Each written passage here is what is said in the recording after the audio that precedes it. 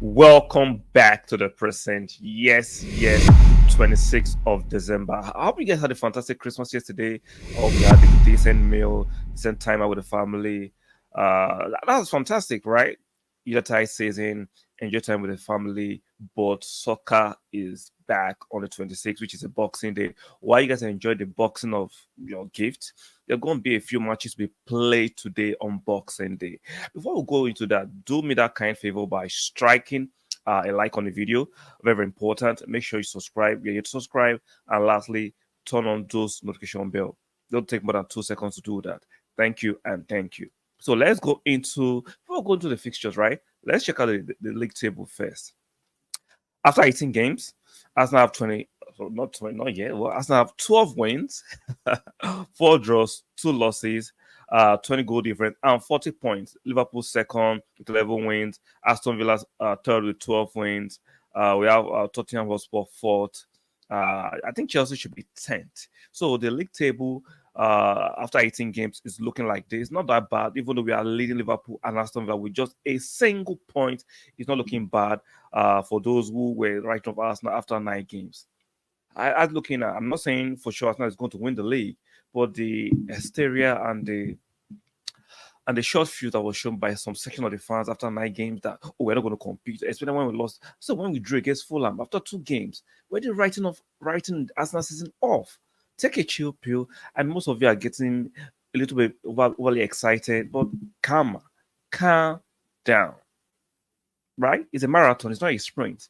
There's still enough games to go. And for me, I still insist on what I said at the beginning of the season. Arsenal do still have the best squad, provided we're not ready with too much injuries. And let's say it unfold. It's very, very interesting, right? We don't play on Boxing Day, we play on Thursday. But let's relax some of the fixtures for Boxing Day, which is today. So these are the Boxing Days fixture. We have Newcastle versus Nottingham Forest. I expect a Newcastle win.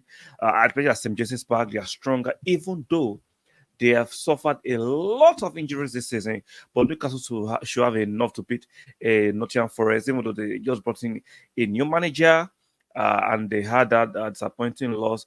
The first Nottingham manager, I don't expect them to win. But I'm not surprised if they can nick a draw. But at St. James's Park, it will be difficult for Nottingham Forest to get anything out of St. James's Park. Apart from the on the field pressure and how players play, we know that the referees sometimes love to give the likes of Newcastle the dreaded home advantage. Yes, I said so. So Sheffield United against Luton, another tough one. Luton, even though they are penciled down by most of us for relegation, they've been doing bits. From this relegation 6 pointer between two teams that have been penciled down for relegation. We know Sheffield United actually made a new appointment of their coaching staff 3 weeks ago. He had one win, I think, and one loss. And Leicester is going to fare against against Luton Town, who will have a decent enough in their own sphere, a decent enough away record. Can they get something out of this game?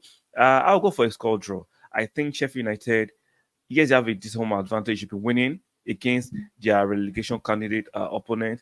But I think Luton will put up a fight. And let's see. I'll predict a 2-2 draw for that one. Bournemouth against Fulham. The resurgence of Bournemouth, they're playing decently. They've been scoring goals. We saw Solanke, which a lot of people do not see as a quality striker, which I understand, even though I think will be a fantastic backup striker at Arsenal. He has a skill set. I like his movement, his pace, his height, and how he plays the ball. For me, is elite. If he moves to a better club, he'll do a better job at a better club. But as of now, he's playing for Bournemouth, and he's got a hat trick in their last game, and he's doing beats. So against Fulham, they were scoring a lot of goals a few weeks ago. Then they have a little dip. What can they do away at Bournemouth? It's looking like I'll go for Bournemouth to edge it a little bit against Fulham. Defensively, I don't think Fulham away at the best. So I'll go for a Bournemouth 2-1 narrow win against Fulham. Burnley against Liverpool, regardless of my nepotism or should I say tribalism, that would be the right word, tribalism for Arsenal against Liverpool because they are quote unquote tied to rivals. I don't see beyond a Liverpool win. Regardless of how Burnley might do decently, they like to play decent football, but do they have the players to play the kind of football they are playing and to get the results alongside it? I don't think so. So I think this will be a Liverpool win, regardless of how I feel about Liverpool. I do not want them to win, but my logic says, no, come on, there is no way Burnley can stand the attack of Liverpool. You don't have the defensive personnel to put up a fight against Liverpool. I'm sorry. I have to be just logical and sensible. I have to put my tribalism aside. There's no way Burnley is getting anything out of this game unless Liverpool have a horrible day at the office, unless Liverpool just decide to be dreadful or whistle in front of goal. I see Liverpool beating Burnley at their home ground. Now, the last but not the least, Manchester United against Aston Villa. You can check out the preview I did with Mr. D on the channel. Make sure you go and watch it and give it a like. Uh it's looking like Villa could nick this one at Old Trafford. You expect Manchester United to actually nick this one because they are the home team, but they've not been playing fantastic football. There's so much turmoil and turbulence in their camp, leakage of news. Sancho not apologizing to the gaffer. Players are feigning injuries. All kinds of chaotic. Whatever you want to put on it is just happening at that club at the moment.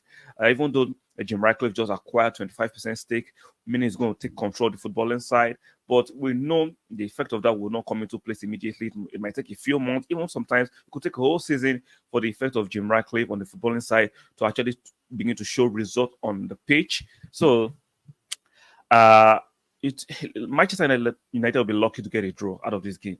I'm going for a narrow win for Aston Villa, even though they don't have the best of away record, but against a timid, a Lily Livard, a very vulnerable Manchester United, I will not be surprised if Aston Villa goes there and gets a win. So I'm going for a narrow 2-1 win for Aston Villa. Let me know what you think about the fixtures and leave your predictions in the comment section regarding the Boxing Day fixtures in the English Premier League. So one more time, let us look at the league table as we wind down.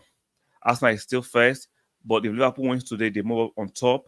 If Aston Villa wins today, they move ahead, and Arsenal will be one game deficit, which they play on Thursday. So it's not looking bad, regardless of the hula baloo of some of the Arsenal fans earlier this season. So let's see how it shapes up.